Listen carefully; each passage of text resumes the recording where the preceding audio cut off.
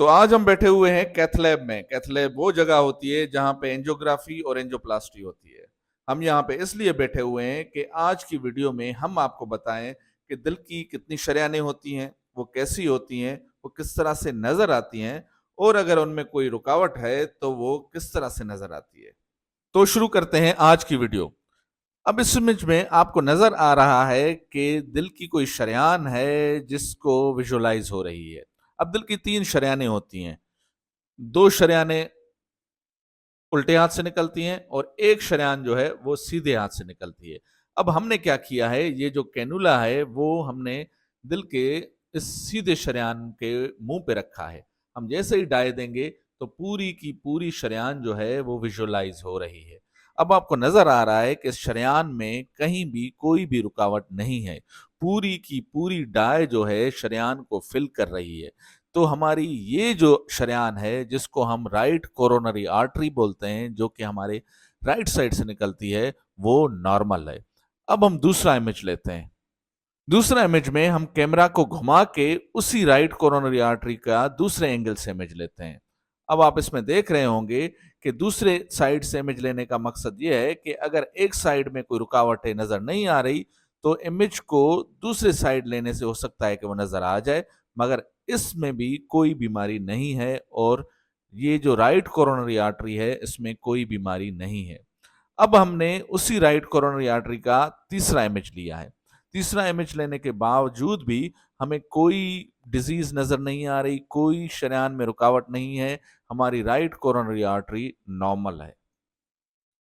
अब हमने क्या किया है, कैथेटर को हमने लेफ्ट साइड पे डाल दिया है। ये लेफ्ट साइड पे कैथेटर करने के बाद वही हमने डाय दी है, तो लेफ्ट साइड से 2 शरेयानें निकलती हैं। ये शरेयान लेफ्ट मेन है। अब लेफ्ट मेन से 2 शरेयानें निकलती हैं। एक ये शरेयान जिसको हम LAD बोलते हैं, और एक ये शरेयान जिसको हम लेफ्ट सरकमफ्लेक्स बोलते हैं। लेफ्ट सरकमफ्लेक्स असल में ये हार्ट के ऊपर चक्कर लगा के फिर आ जाती है। तो ये 2 मेन शरेयानें होती हैं। हमने राइट कोरोनरी आर्टरी पहले इमेज में देख ली थी। अब इस इमेज में हम 2 मजीद आर्टरीज, लेफ्ट मेन और LAD और RCA, इनको देखते हैं। अब जैसे हमने राइट साइड पे मुख्तलिफ इमेजेस लिए थे, तो इस साइड पे भी हम मुख्तलिफ इमेजेस लेंगे। अब इस इमेज में हमें लग रहा है कि जो सरकमफ्लेक्स आर्टरी है उसमें कोई बीमारी नहीं है। डाय जो है पूरी की पूरी आर्टरी को विजुअलाइज कर रही है, कहीं पे रुकावट नहीं है। मगर ये जो LAD आर्टरी है, ये इसमें तो बीमारी नहीं है, यहाँ पे तो नॉर्मल है, मगर बीच में लग रहा है कि डाय हमें नजर नहीं आ रही। इस व्यू में एक और जो अहम चीज नजर आ रही है कि लेफ्ट मेन की जो बीमारी है, लेफ्ट मेन हमारी आर्टरी है, वो भी नजर आ रही है और उसमें भी बज़ाहिर कोई बीमारी नहीं है। अब ये लेफ्ट मेन की अगर बीमारी आ जाती है, उसमें अगर रुकावट आ जाती है, तो फिर बाज़ औक़ात हमें सर्जरी की तरफ जाना पड़ता है, जिसकी एंजियोप्लास्टी मुश्किल हो जाती है। अब हमने उसी पेशेंट का दूसरा इमेज लिया है।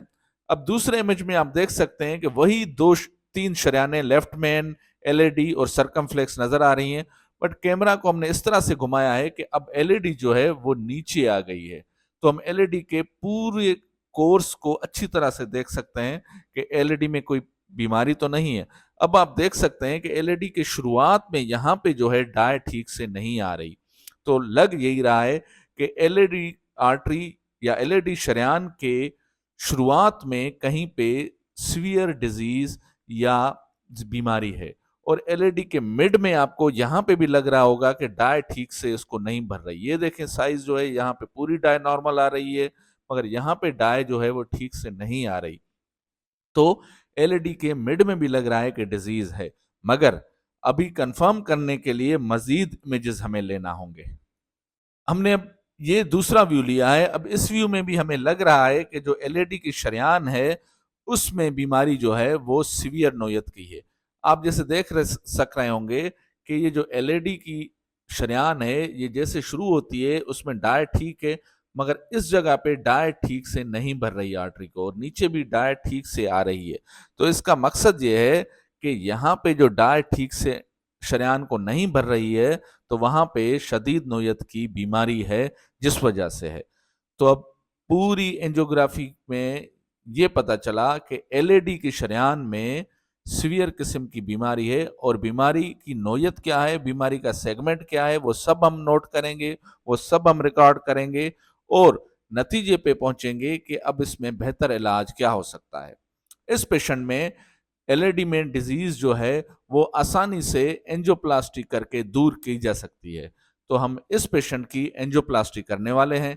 अगले वीडियो में हम इसी पेशेंट को आपको बताएंगे कि हमने किस तरह से एंजियोप्लास्टी की है और अभी का इमेज और फाइनल इमेज में वाज़ेह फर्क आपको नजर आएगा कि जब बीमारी एंजियोप्लास्टी से खत्म हो गई होगी।